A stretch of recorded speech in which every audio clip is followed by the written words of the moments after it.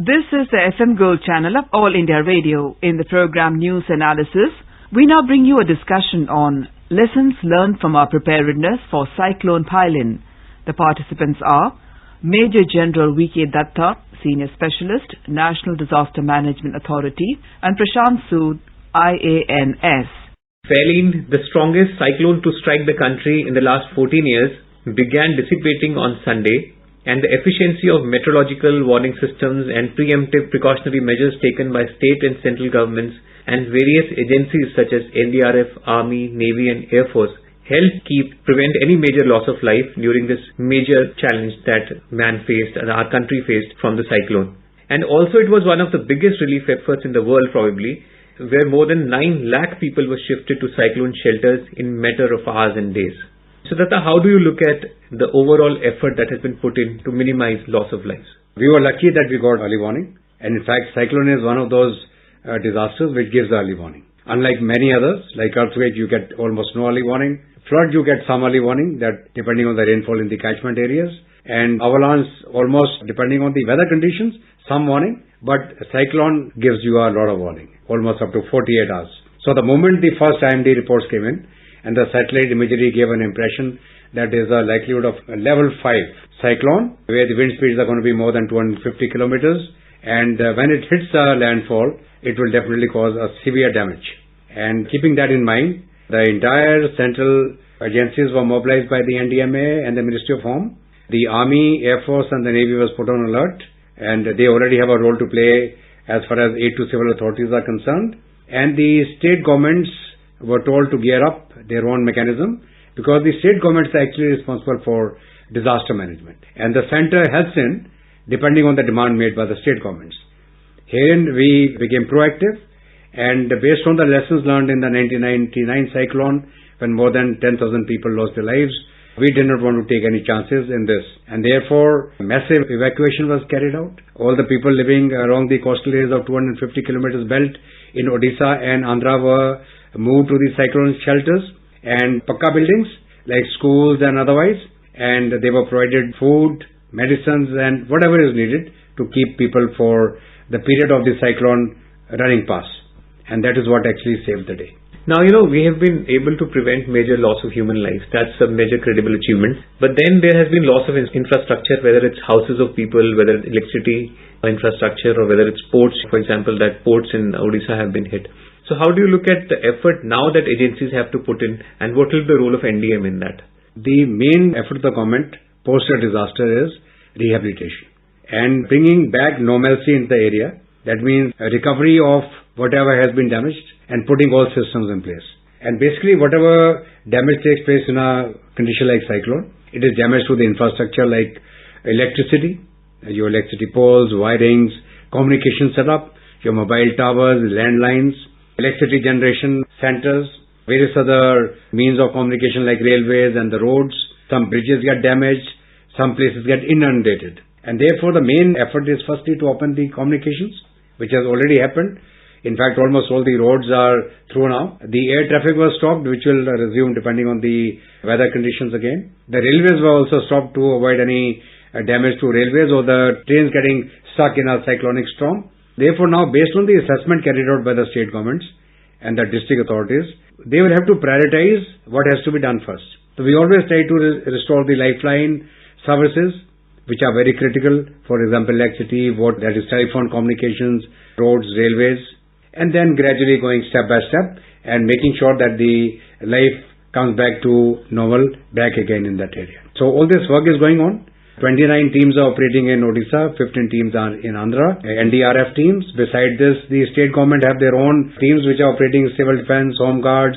They are also trying to raise the SDRF, state disaster, and they will get a feedback. The district authorities will work out the extent of damage, and center will definitely help in by way of finances, any additional material required, any other central assistance which the state government will ask. How long do you think would it take for the infrastructure to be back in its place, apart from including the road infrastructure, including the houses that people have, the houses that have been damaged? You see, unlike Uttarakhand, where almost the entire communication got washed out and massive landslides, bridges got washed away, and the soil is so unstable that even after the border roads were making a road, it was going down again after another few days.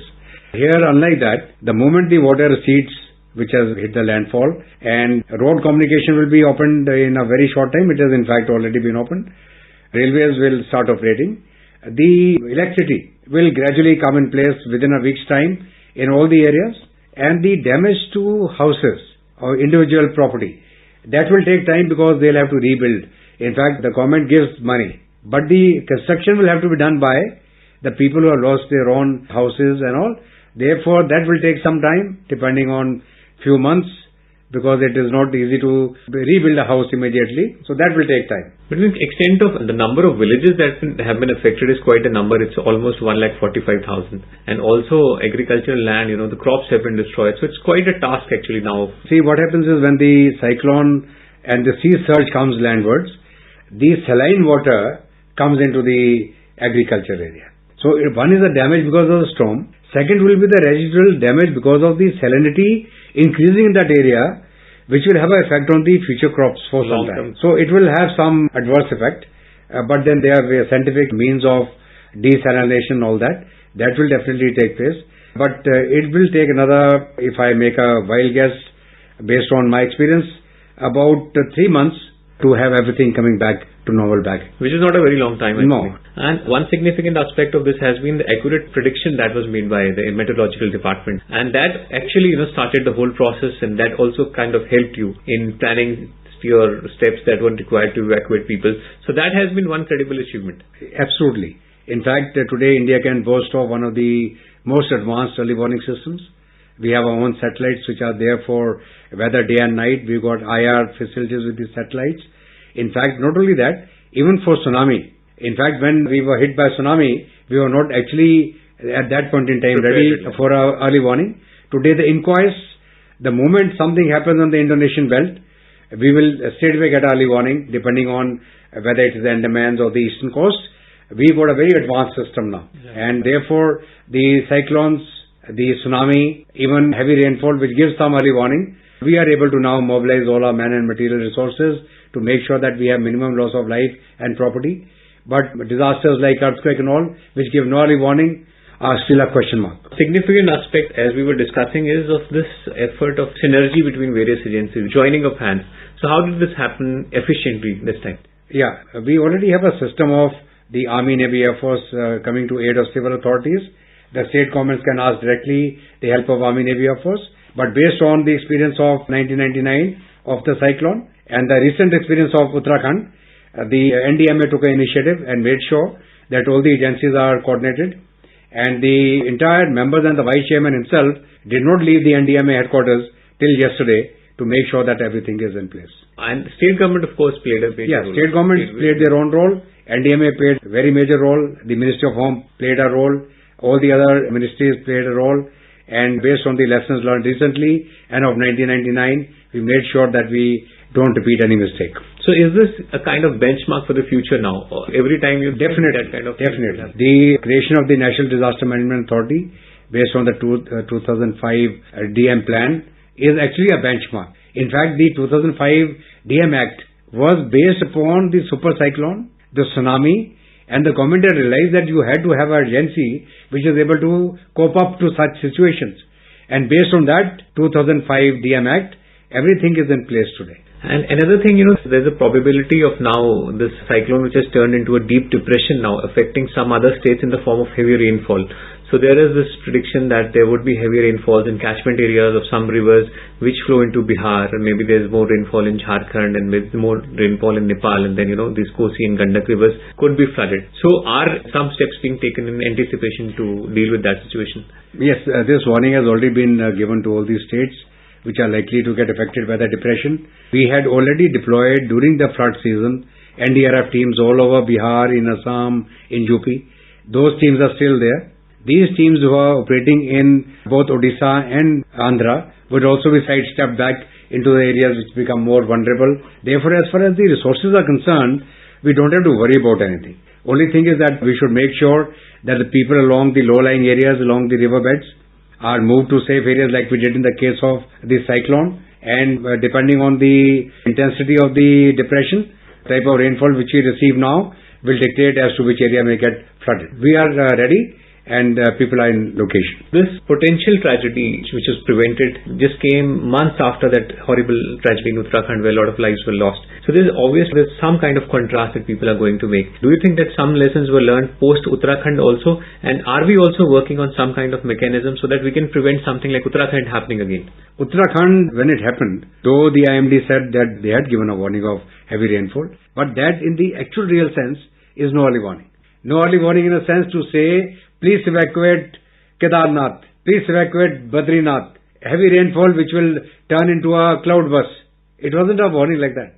In this case, we had an early warning that Phailin cyclone, level 5, wind speeds of so much intensity, area 250 kilometers of coastline, between this and that, A to Z. Therefore, we didn't have a warning like that in Uttarakhand. It just happened, I will say, without warning. And at that point in time, the tourists, the people who had gone to visit Kedarnath and Badrinath, with the figures were also not known to the state government. No way, the way we do it in J&K during Amarnath. Everything is listed. We know how many people are in which camp. It was not there during the Uttarakhand tragedy. Therefore, now the lesson has been learned. The Doppler radars will be installed in Uttarakhand so that you get accurate early warning of the type of rainfall or a cloud burst. Now the Uttarakhand government is going to regulate the movement of tourists and pilgrims going to those areas. They're going to make sure that the adequate safe houses, shelters, communications are updated, and the environmental degradation does not take place.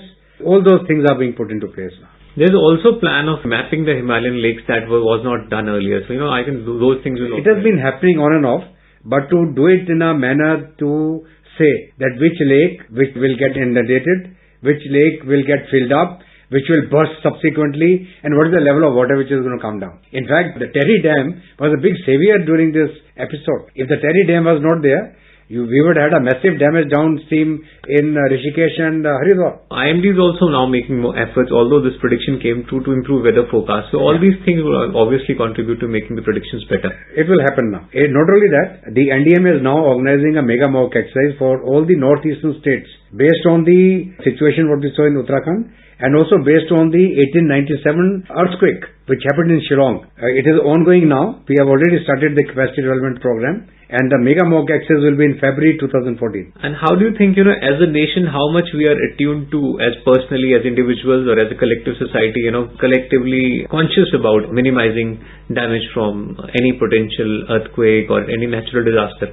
Are people attuned to it? You need to create more awareness. How do you think? The awareness is being put in place. Generally, we have been taking it quite lightly. In fact, the district authorities, the district disaster management authorities, the state disaster management authorities have to play a major role. If the district is strong, the country is strong.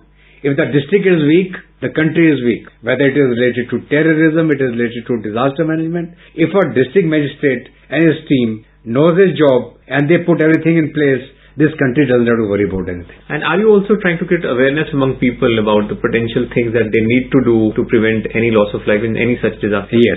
Based upon the vulnerability of areas, various states have got various kind of vulnerabilities. We run a massive awareness campaign through the NDRF. NDRF teams go and visit every district down to the village level. They hold camps. They train people. They take part in awareness generation and capacity development. It's an ongoing process. When they are not deployed for disaster, they are actually doing the awareness program at the grassroots level. And as we kind of proactive steps taken by various agencies, whether they were state government or whether they belong to central government, all have taken very proactive steps in preventing what could be heavy potential damage and have minimized loss of human lives. That's a very good example that people have seen, and hopefully that will be the benchmark for the future. Thank you very much. You were listening to a discussion on Lessons Learned from Our Preparedness for Cyclone Phailin. The participants were Major General V.K. Datta, Senior Specialist, National Disaster Management Authority, and Prashant Sood, IANS. It came to you in the program News Analysis, produced and presented by the News Services Division of All India Radio. This program is also available on our website, newsonair.nic.in. You may email your opinion about this program at airnsdtalks@gmail.com.